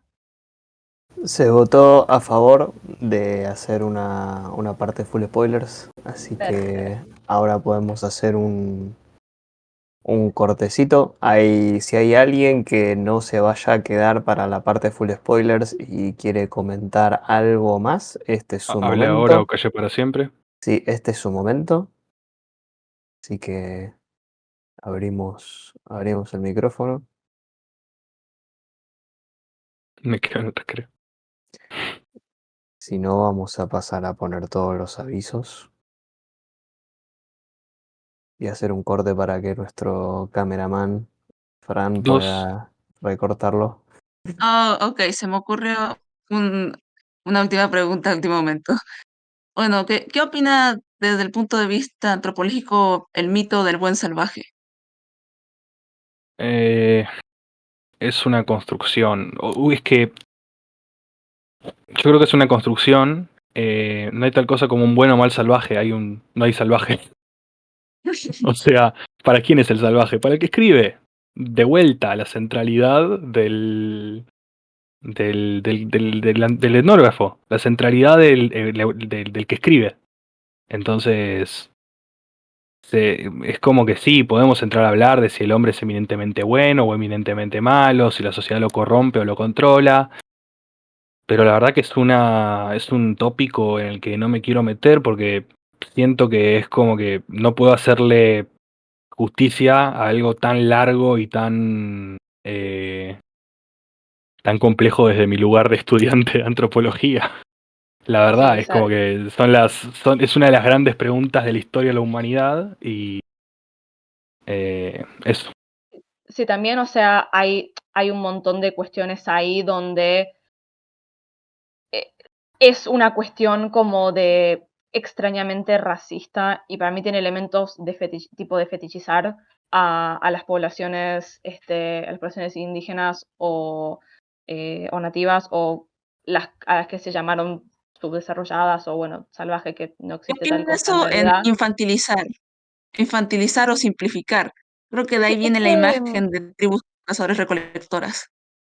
sí, tiene que ver, me parece bastante con el tema de que pero se infantiliza por la cuestión de que se cree como en una inocencia y tiene que ver como con esta cuestión fetichista que es también desde un punto de vista privilegiada, porque ¿quién tiene tiempo para poner a pensarse en esas cosas? O sea, no se le va a ocurrir esa teoría a una persona que tiene que trabajar todo el día en la fábrica, en esa época no en la que surgen esas cuestiones, se le va a ocurrir una teoría como esa al tipo que está pensando y qué sé yo, y ahí con como con sus grandes debates filosóficos y que se jacta de todo su conocimiento y qué sé yo, y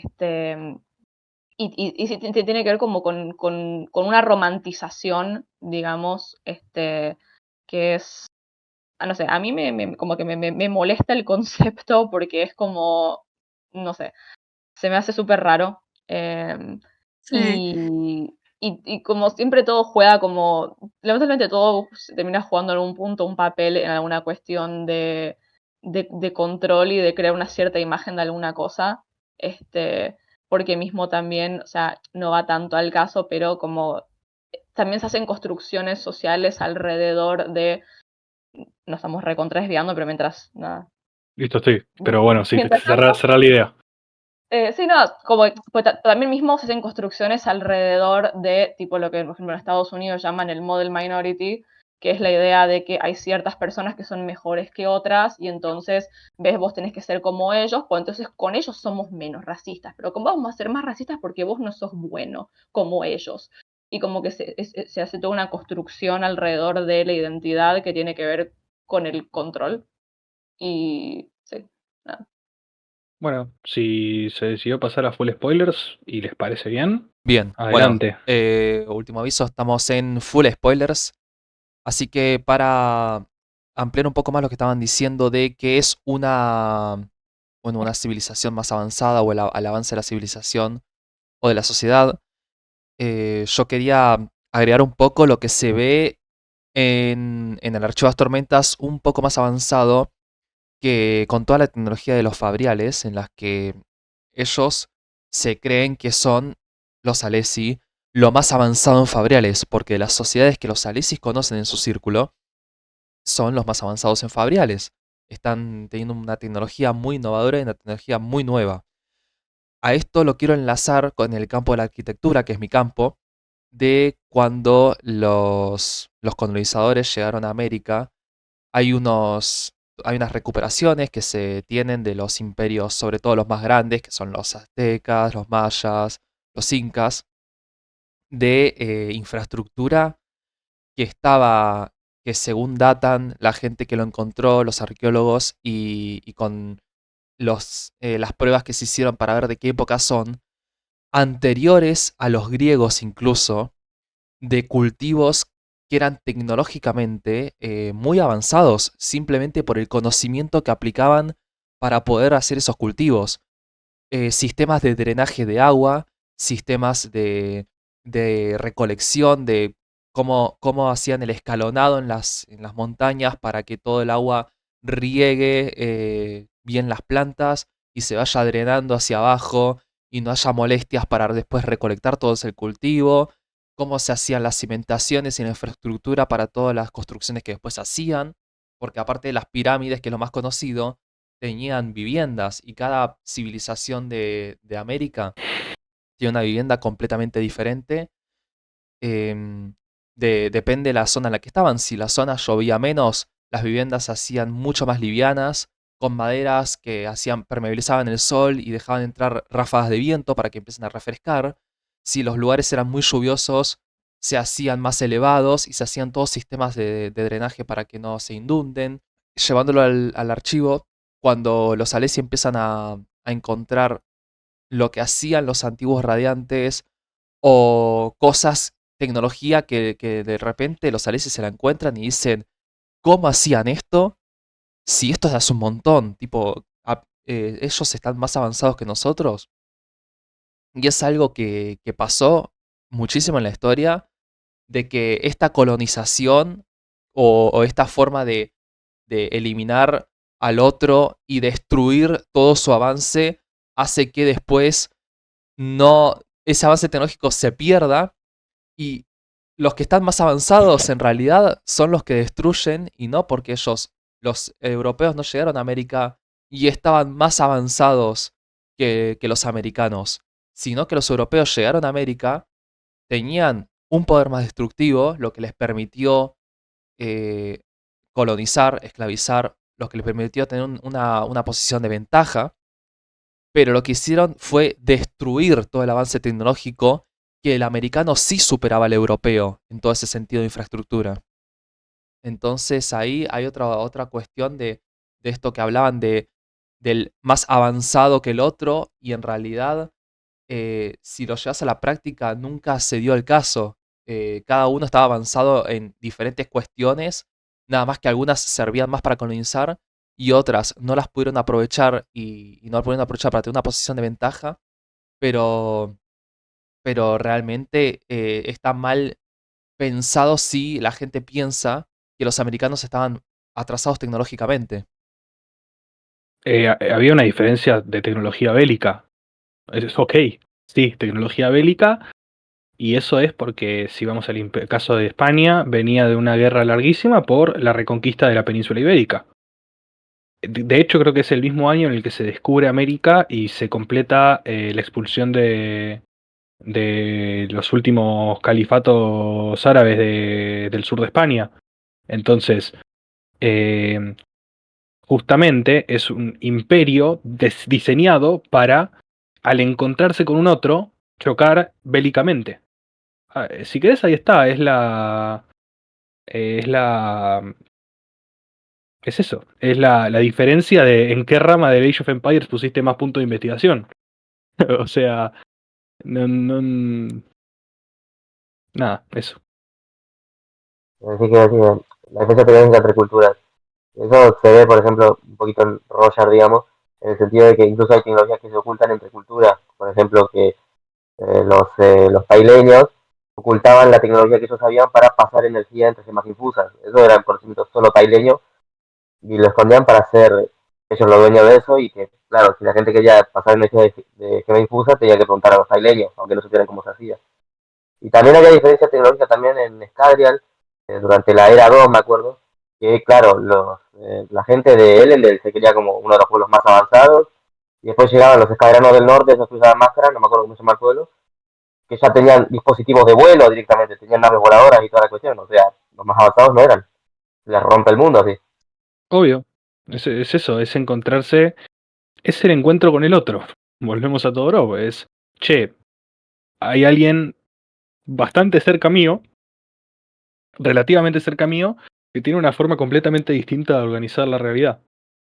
Y se relaciona con ella de maneras totalmente distintas y que para mí son incomprensibles o sorprendentes. Entonces es eso, es el encuentro con un otro. En este El caso, encuentro y la tecnológico. ruptura, el ¿Cómo? encuentro y la ruptura biográfica. Digo, Sí, total. la ruptura. Que ahí entra un montón también como para, una vez más, Lena trayendo la idea de el universalismo es un problema porque no existe. Porque mismo ahí que se puede ver se puede ver en todos lados, se puede ver en cuestiones de lo que pasa en Royar, se puede ver con el tema de los Malwish y todo eso, que es que muchas veces, en realidad siempre, digamos, me atrevo a decir que siempre, en todo momento, como una regla general, si uno me pregunta, un montón de cuestiones evolutivas, sea culturales, sea tecnológicas, sea arquitectónicas, tienen que ver con la cuestión de la necesidad, ¿no? Como por ejemplo, si ponemos las viviendas, por ahí en Royar, un escadriano dice que, che, ¿qué onda esta gente que no tiene una arquitectura desarrollada, ¿no? De repente en Escadrial tenés la posibilidad de tener un rascacielos de 37 pisos, y si vos te pones a pensar, y bueno, no, ¿cómo va a ser un rascacielos de 37 pisos en un planeta donde cada 3 a 4 días hábiles de repente pasa un viento que te da vuelta todo? Y mismo también dentro de Royar, por ahí hasta las casas en Shinobar son completamente diferentes, tendremos que ver, porque los Shin no tienen ese tipo de necesidades, tienen otro tipo de necesidades que van a afectar su desarrollo. Por eso, por ejemplo, mucha gente, por ahí algunas personas que viven en lugares como Nigeria o Tanzania o lugares así en África, les preguntan, pero ¿por qué viven en casas de barro, con techo de paja, con todo esto? Y la gente ahí te dice, y es que nosotros desarrollamos la arquitectura óptima para vivir en un clima donde te morís de calor todo el día, todos los días.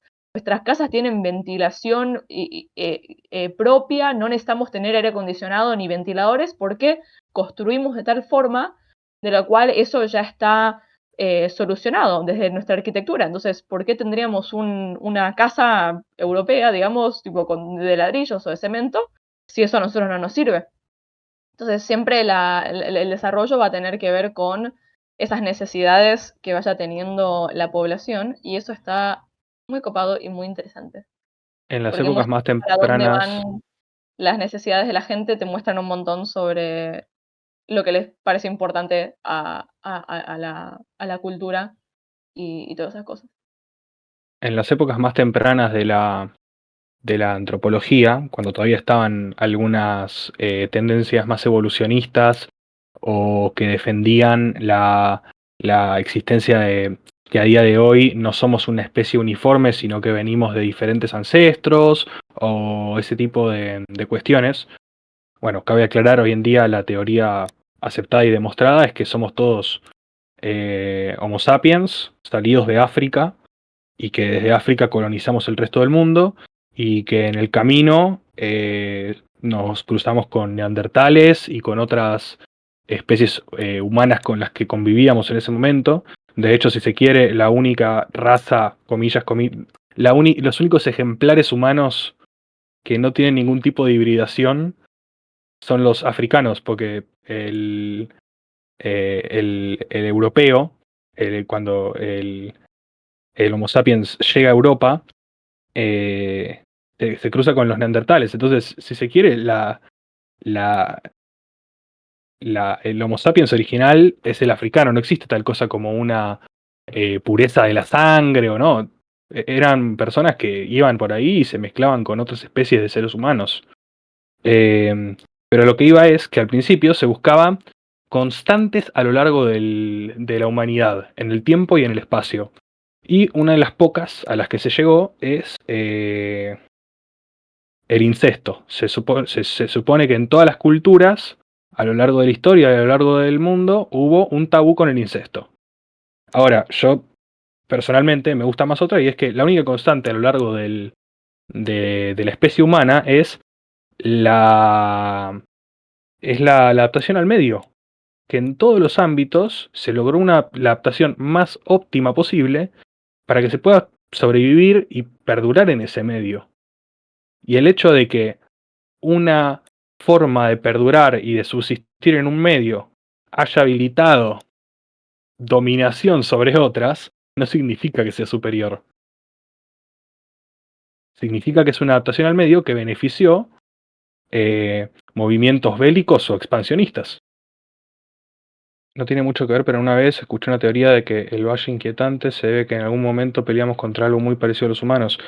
Mira, para que te das una idea, el ser humano moderno, el Homo sapiens, surge hace más o menos 250.000 años en África.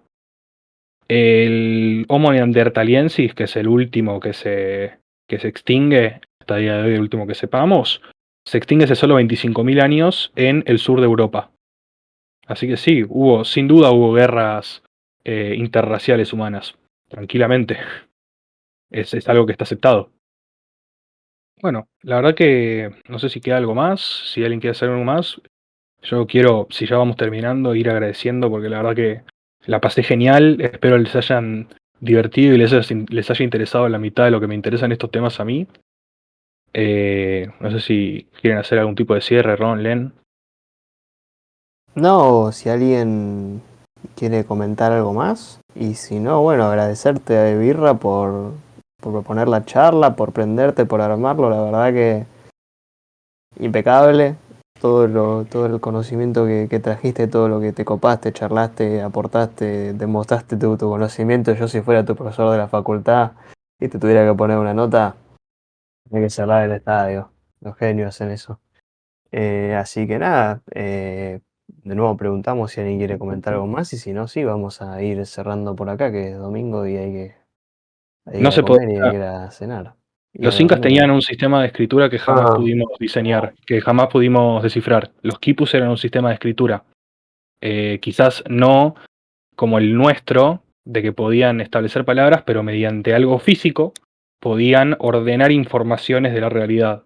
Los quipus eran estas para los que no lo sepan, son hilos de lana o de pelo de llama o de alpaca que estaban atados con un sistema de nudos que permitía llevar la cuenta de desde tropas hasta cosecha hasta historias. Entonces, quizás no tuvieron un sistema de escritura como el nuestro, pero no los consideraría de la oralidad porque tenían un soporte físico para su conocimiento, si se quiere. Tenían una tecnología del conocimiento. De hecho, a día de hoy no se pudieron descifrar los quipus. No se sabe bien qué decían o cuál es el código. Lamentablemente eso se perdió. A mí me pasa que yo por el colegio secundario al que fui, todo el tiempo como que me la pasaba leyendo y estudiando y todo me abría la cabeza. Después me puse a estudiar ingeniería electrónica y medio que hace 7 años que me dedico a números y lógica, y como que la verdad que perdí un poco toda esta rama del conocimiento y abrir la cabeza en esos sentidos, más que aplicado a la lógica matemática, resolver problemas prácticos. Y la verdad que me parece buenísimo este tipo de instancias como para abrir por ese lado, porque la verdad es que se tocaron un montón de temas súper interesantes que la verdad es que cuando me puse a estudiar ingeniería decía, no, ¿sabes qué? Yo voy a seguir estudiando estos temas porque me interesan y voy a seguir de alguna manera formándome en ese sentido. Y la verdad es que después no tuve mucho tiempo. Está bueno para aprender, para tener fundamentos y estudiar un poco el mundo. Así que la verdad que por mi parte agradecer, Birra, la charla y que todos se hayan copado. Y nuevamente hacer la invitación a que cualquiera que tenga ganas de hacer una charla como esta, proponer un debate, traer un tema, lo que sea, lo haga. Está el canal de sugerencias. Si no, nos pueden hablar por privado a mí, a Len, alguno de los chicos, de los moderadores, Fran, Laucha, Mati, lo que quieran, con quien se sientan más en confianza, y lo proponen, lo tiran. Dejamos la convocatoria y podemos ir cerrando la charla del día de hoy. Bueno, muchísimas gracias a todos los que se prendieron y decidieron pasar un domingo de la noche de esta manera, la verdad. Me pone muy contento.